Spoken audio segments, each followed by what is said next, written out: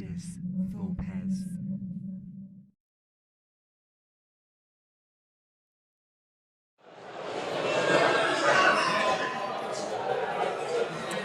Welcome to Leaders for Pets. My name's Kirsty and today we're at Tabletop Scotland.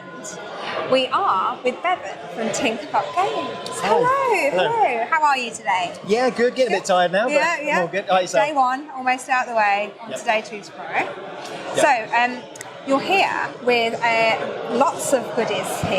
Yes. Do you want to just give us a little run through what's available here at Tabletop Scotland? Yeah, sure. So we'll start with the old stuff, I guess. So we've got our previous game, Ghostel. So this is a haunted house game that we designed back in 2016, where you play like the ghosts and you're having to scare guests out of the hotel. Nice. It's billed as a semi-co-op, so you can sort of have a little bit of an argument to try and figure out who's going to win the game. Yeah. And yeah, it basically works around dice, so you can use different cards to manipulate your dice. But ultimately, the best scarer is going to win.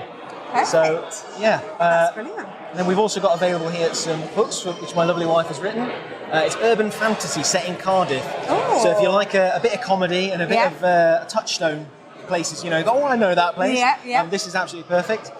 Follows the adventures of a half-dwarf blacksmith or metalsmith who basically goes through some trials and tribulations and some romances and things like that. Oh, very nice. It's absolutely lovely. Nice.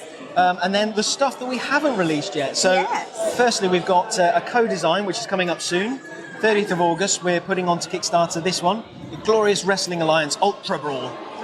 Essentially, you take the part of a wrestler in a wrestling match from this original IP done by my co-designer called Ultra Brawl.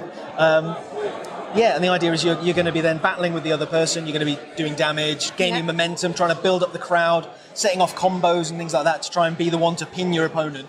Very nice. Very nice. Yeah, and then... Okay. And then on to the big one, So this is Haunticulture. Okay. So this one was about a haunted house. Yeah. This one's about the gardens around the haunted house. So essentially what you're trying to do is fix up the gardens. Okay. But because you're ghosts, you can't use tools, so you're having to hire monsters to do the work for you. Certain monsters are better at it than others, so the poor old zombie. What you do is you're going to be bidding on tokens, and the higher this number of it, that's their gardening skill. Okay. The poor old zombies, it's quite low, it's only a 2. But things like the ghoul, which is a bit more lively, has a much higher score. Okay. The idea is that you're going to be bidding on, as I said, these tokens that will be placed sort of around the board like this. The monsters then will bid, as I said, on the rows and the columns at the same time. So where you place can have an effect in 2 different directions. Not only that, but each monster has a special ability which triggers when you play it. But if it's the third in a row of a particular monster type, so let's say we've got 2 zombies. If you play the third zombie, you trigger a second, more powerful ability instead. So you've got to watch out where you're playing. As you pick up the tokens, they will score in different ways based on where you place them. So things like the Gloomy Bloom doesn't care where it goes, it can go anywhere. It'll be 2 victory points. The Pumpkin, though, likes to go in patches. So on its own, it's only worth 1. In a patch, it's worth 3. Then you've got the lovely Moonflowers, the Evil Eyeballs. The Snappleweed will lose your victory points at the end.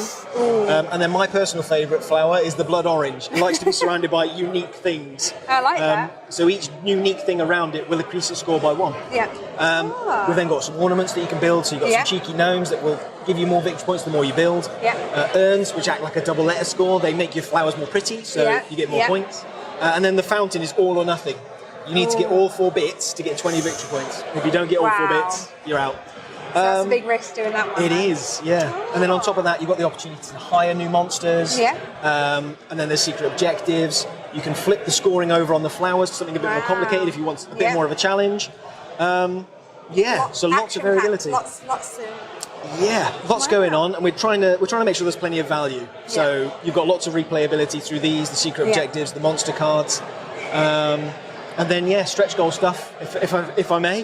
Of course. We'd like to include some other bits and pieces if we can. So if we hit the stretch goals, we'd like to include some crow tokens, which essentially turns the scarecrow into a player piece as well.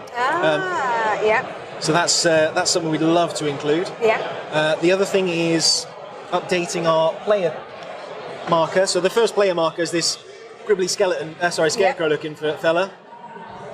What we'd like to do is upgraded to a full 3D miniature. Oh, wow. We've had this one professionally painted, so it won't quite look like that, but very, very cool. So it's got an additional activity included in the box as well with that one. Exactly right, bit of assembly, yeah, exactly right, yeah. No, that's brilliant.